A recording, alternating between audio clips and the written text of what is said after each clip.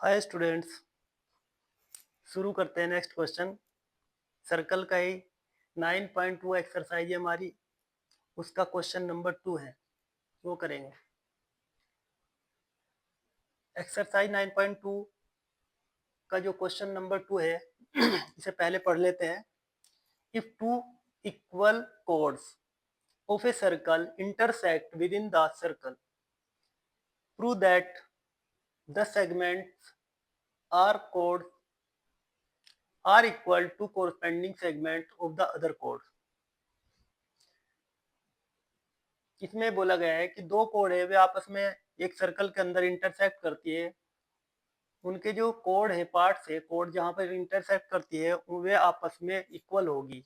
चलो एक एग्जांपल, एक फिगर के थ्रू समझते हैं।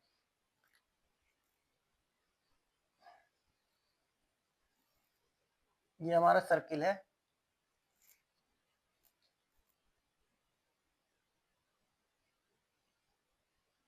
ये हमारी एक कोड है,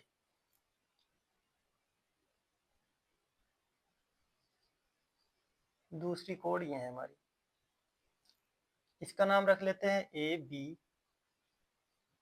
इसका नाम रख लेते हैं सी डी।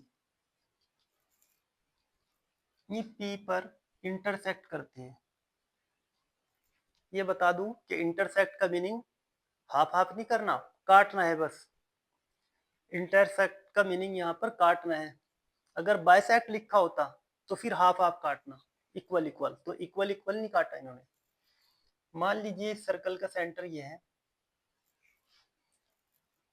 इसका नाम वो रख लेते हैं।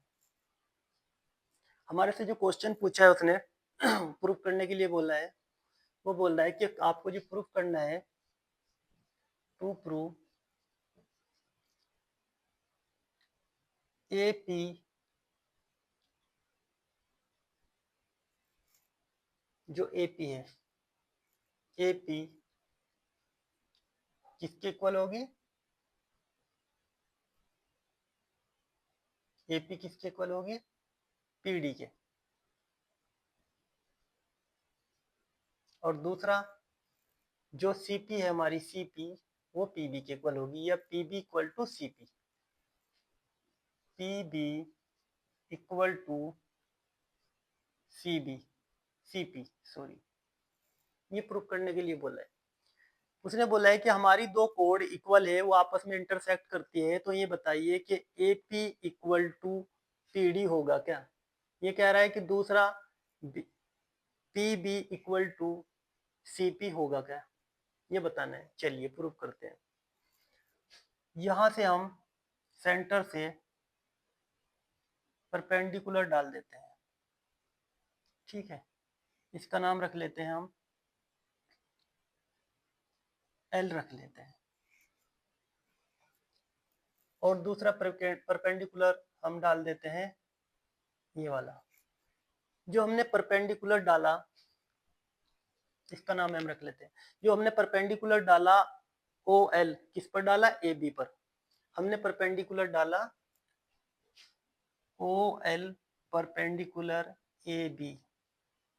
पिछली क्लास में मैंने बताया था कि जब सेंटर से किसी कोड पर कोई परपेंडिकुलर डाला जाएगा तो वो उसको हाफ हाफ कर देगा, इक्वल कर देगा, और यहाँ पर 90 डिग्री का एंगल भी बनेगा। क्लियर। इसी तरीके से जब हमने ओ एम परपेंडिकुलर किस पर डाला, O M perpendicular C D पे डाला, तो इसने भी सी डी को हाफ हाफ कर दिया। क्वेश्चन में हमें दिया हुआ है कि A B equal to C D, कहाँ दिया हुआ है, लिखा है if two equal chords of a circle. ये सर्कल की कोड है ए बी और सी डी, तो ये आपस में इक्वल है, A B equal to C D. तो हम कह सकते हैं कि ए बी, अगर मैं ए बी को हाफ कर दूं 1/2 और सी डी को भी हाफ कर दूं 1/2, यानी कि हाफ हाफ कर दिया ए बी का, तो ए बी का हाफ क्या बनेगा, ए बी का हाफ बनेगा A L equal to C D का हाफ क्या बनेगा, सी डी का हाफ क्या बनेगा, डी एम।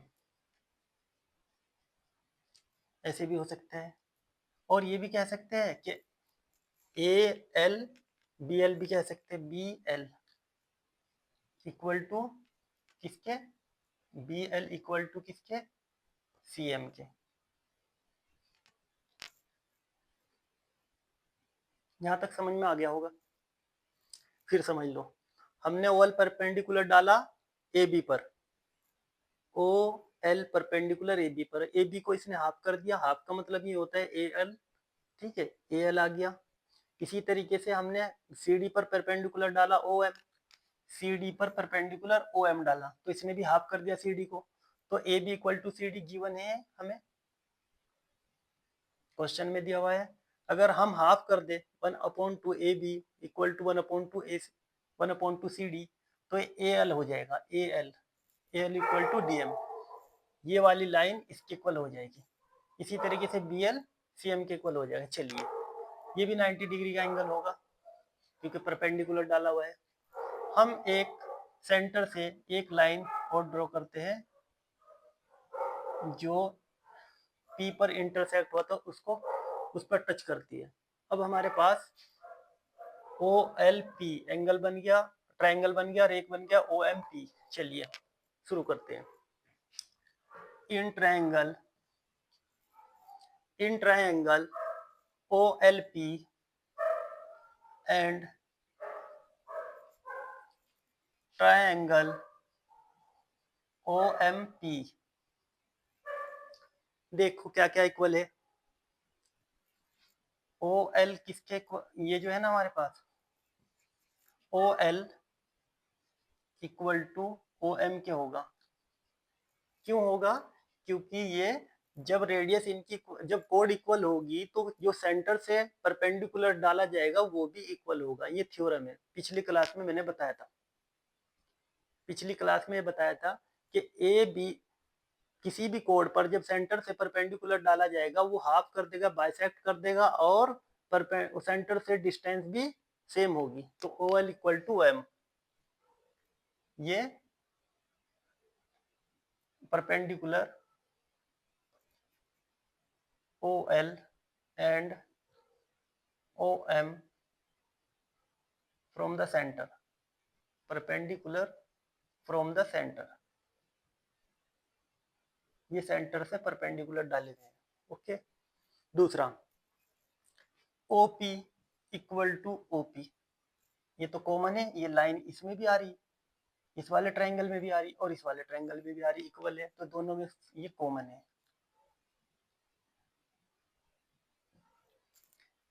अब हम चलते हैं आगे। जो हमारा ट्रायंगल OLP है वो कितने डिग्री का है, 90 डिग्री का, 90 डिग्री का triangle OLP equal to triangle OMP each 90 degree.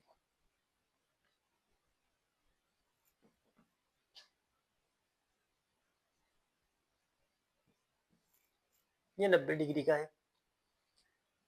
हमारे पास तीन चीज हो गई। So triangle OLP congruent triangle OMP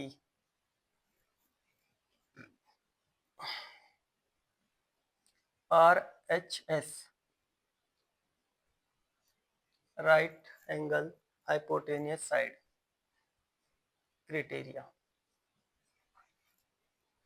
proof हो गया है कि इस ट्रायंगल की सभी चीज इसके इक्वल है। तो हम कह सकते हैं कि PL जो लाइन है, ये वाली PL और PM ये आपस में इक्वल होगी। हेंस PL इक्वल टू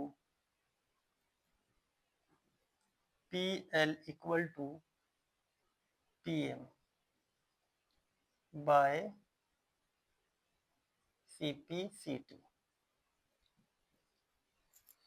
यहां तक क्लियर हो गया, समझ में आ गया। आगे बढ़ते हैं। PL किसके इक्वल हो गया, PM के, क्योंकि ये ट्रायंगल इसके ट्रायंगल के कॉन्ग्रेंट है।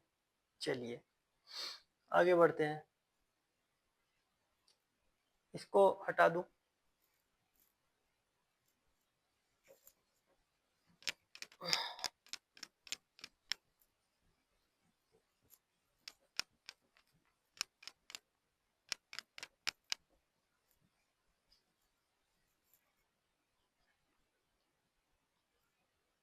हमें पता है कि ए एल अभी निकाल लिखा था हमने, A L equal to A L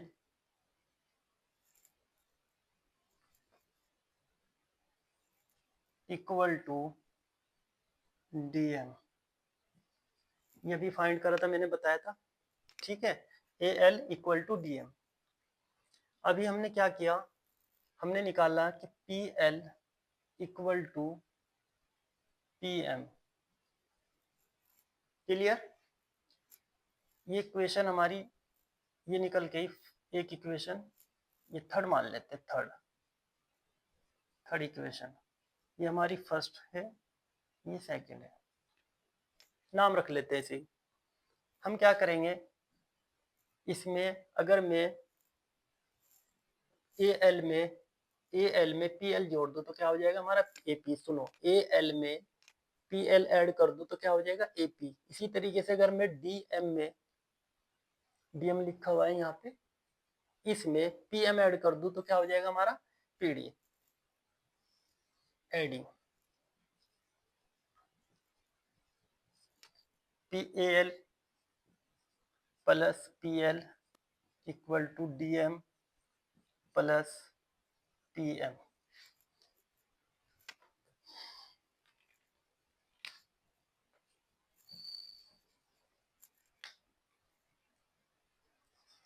A L plus P L equal to D M plus P M. A L P L मिलके, ए एल पी एल मिलके क्या हो जाएगा ए पी। क्या ए पी लिख सकते हैं, यस लिख सकते हैं। डी एम और पी एम मिलके क्या हो जाएगा हमारा पी डी, लिख सकते हैं पी डी। ये हमें प्रूफ करना था, प्रूव दैट। हमारा एक पार्ट प्रूफ हो गया, ये वाला, दो पार्ट थे, एक पार्ट प्रूफ हो गया। अब हम दूसरा पार्ट प्रूफ करते हैं। इसको उतार लेना और 2-3 बार वीडियो को देखोगे तो समझ में आ जाएगा।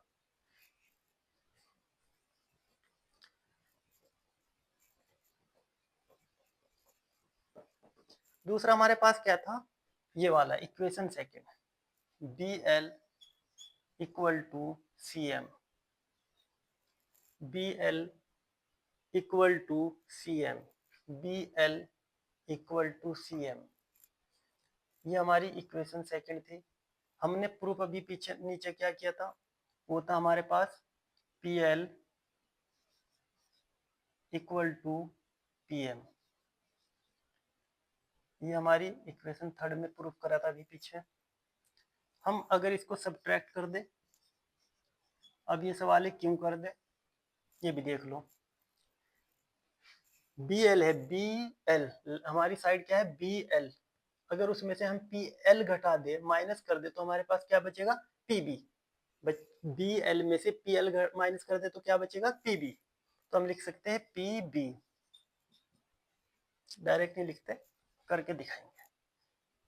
B L minus P L equal to C M minus P M, same ऐसे ही। सी एम में से पी एम घटा दोगे तो क्या बचेगा पी सी या C P, right.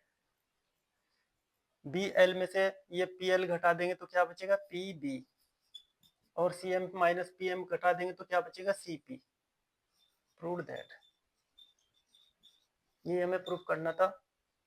That's all, question clear हो गया।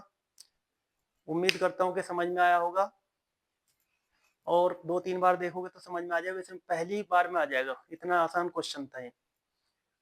मिलते हैं नेक्स्ट वीडियो में। Thank you watching the video.